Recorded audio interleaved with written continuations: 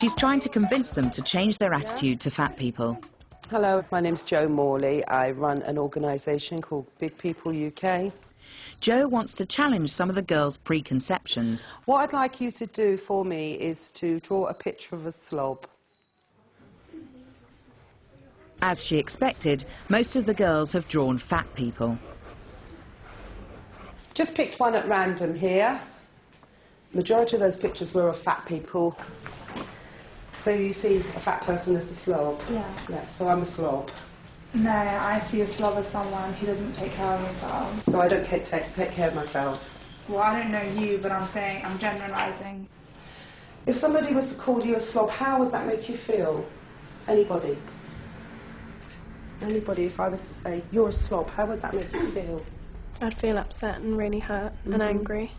I think that no one has the right to call me a slob where they don't know me. Society assumes that fat people are lazy, that we're unmotivated, that we are stupid, we are asexual. Some of the implications of that and how to say the beauty industry reinforces it, the diet industry reinforces it, the media reinforces it.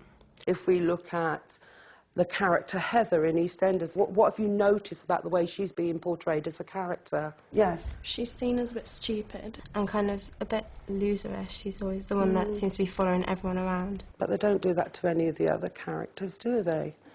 So it's just perpetuating and reinforcing those negative feelings about larger people.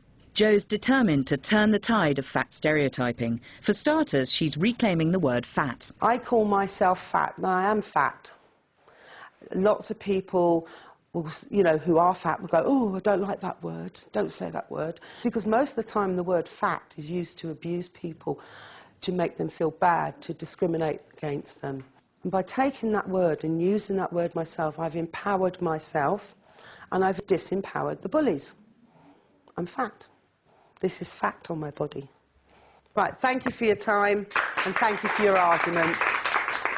Jo has to be careful her lecture doesn't encourage obesity with all its health risks. There's got to be a boundary to where you kind of say, OK, being fat's fine if you're, as long as you're fat and happy, but being clinically obese is not healthy and it's not good. And there's a mixed reaction from the rest of the group. I have been quite narrow-minded towards other people, like people who are more overweight and stuff. I thought it was interesting, and I learnt that, like, you don't have to, just because you're skinny, you're not necessarily fitter than somebody who's fat. I just think what she's doing is futile, because I don't think society's going to change. At the end of the day, fat people exist in this society. We're not going to go away. They will always be here. We exist. Give us some respect.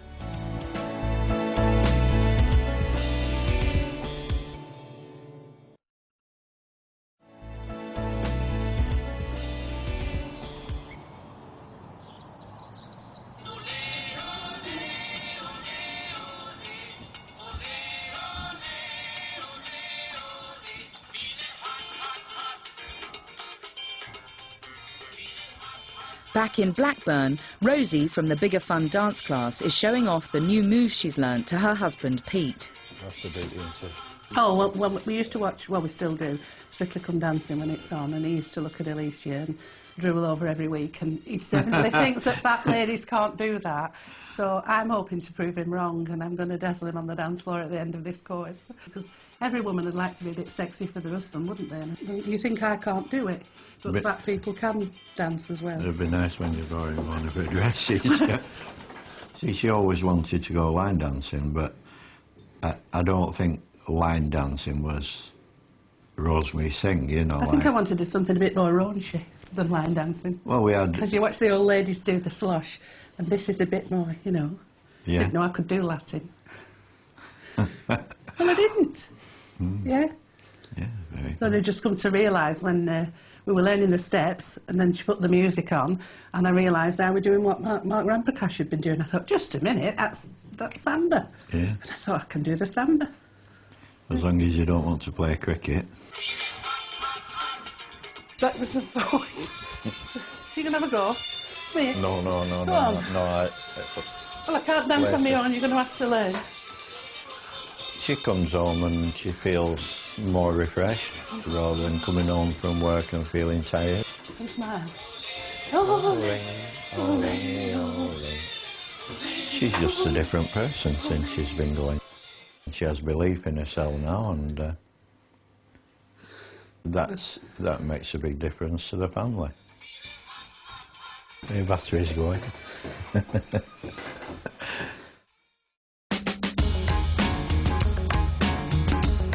Linda's arrived in Manchester on a mission.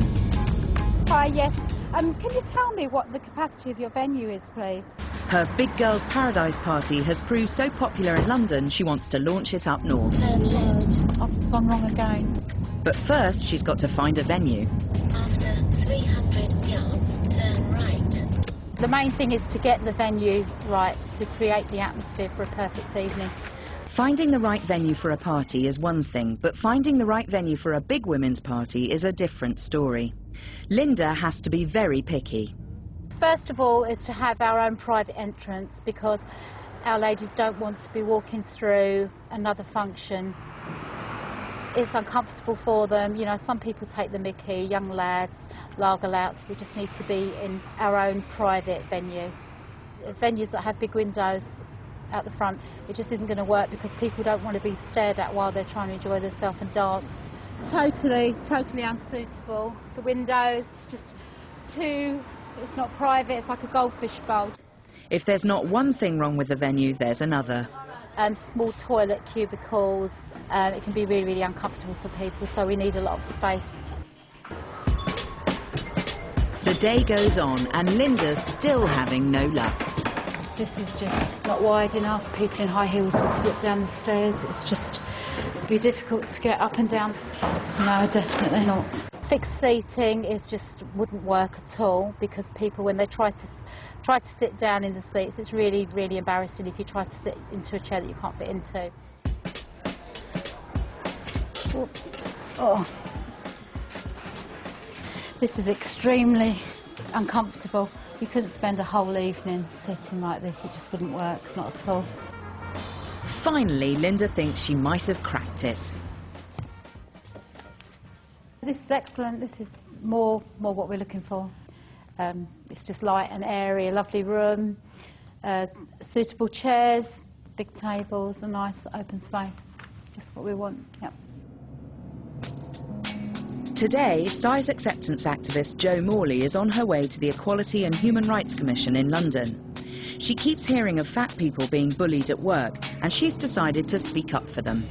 Somebody contacted me, it was a mother of a girl who had gone for a job to which she was highly qualified and skilled for.